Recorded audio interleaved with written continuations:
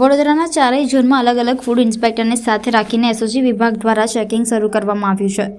University નજીક dairy ડેન circle પાસે આવેલ ખેતલાપા ટી સ્ટોલ, કીર્તિસ્તંભ, મહાકાળી સેવસલની દુકાન, બગીખાના, બરોડા હાઈસ્કૂલ, અમિતનગર અને સોમાતળાવ વિસ્તારમાં ઊભી રહેતી ખાણીપીણીની લારીઓ ખાતે ચેકિંગ હાથ ધરવામાં આવ્યું છે.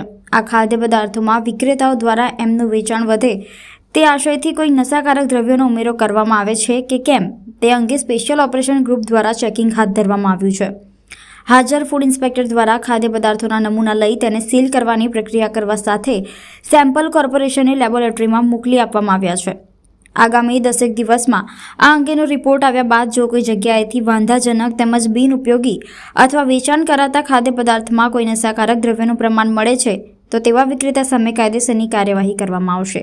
એ અલગ અલગ ટીમો બનાવી છે, એટલે અલગ અલગ ટીમોનો ટાસ્ક આપેલો છે કે ભાઈ જેમ કે મને અહીંયા મોકલ્યો છે, બીજા અધિકારી શ્રી બીજી જગ્યાએ છે, એટલે એમને મૂળ પીઆઈ સાહેબને અલગ અલગ ટીમો બનાવીને પીઆઈ સાહેબે મોકલ્યા છે.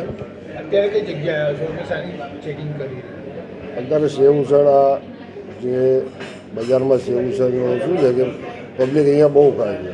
માન્ય સીબી સાહેબને ગમતું શું છે કે ફૂડ એન્ડ ડ્રગવાળા અમે જોડે છીએ, આમાં કોઈ વસ્તુ મિલાવટ કરે છે કે નહીં, કેવા પ્રકારની, કોઈ નશાયુક્ત પદાર્થ હોય, કોઈ નશાવાળી ચીજ હોય કે ભાઈ મારો છોકરો કોઈ રોજે રોજ ખાતો હોય અને એને ઈચ્છા થતી હોય ખાવાની, તો એમાં શું છે શું નહીં, શું ભેળસેળ કર્યું છે કે નહીં, એ જોવા માટે આ સર્ચ કર્યું છે.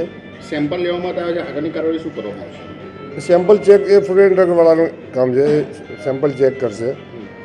સેમ્પલ ચેક શું કાર્યવાહી કરવામાં આવશે?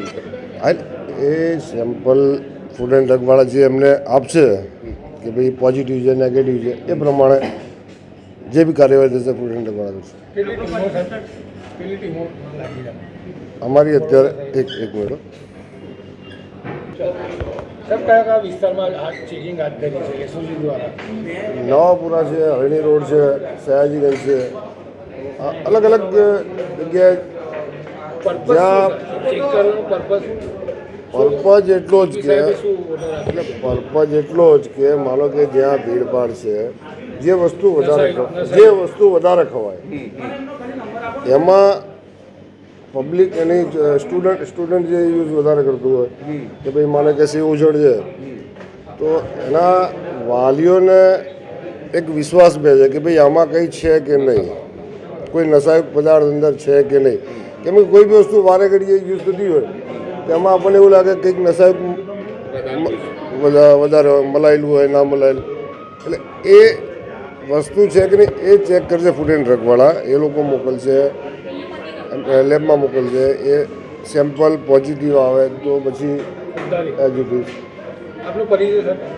હું પીએસઆઈ AS પટેલ. અત્યારે અહીંયા નહેરુ ભુવન પાસે મહાકાળી સેવ ઉસળ છે, ત્યાં કામગીરી શરૂ કરવામાં આવી છે અને ઉસળનું સેમ્પલ લીધું છે.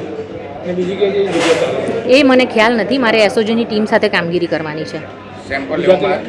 આ પહેલું જ સેમ્પલ લીધું છે હજુ, અને હવે હજુ સ્ટાર્ટ કરી છે કામગીરી.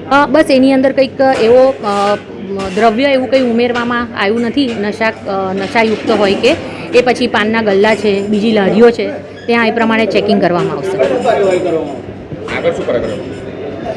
અહીંયાથી સેમ્પલ ટેસ્ટિંગમાં મોકલવામાં આવશે પબ્લિક હેલ્થ લેબોરેટરીમાં, અને એમનો જે રિપોર્ટ આવશે એ પ્રમાણે આગળની કાર્યવાહી કરવામાં આવશે. Food safety officer BH નિસરતા.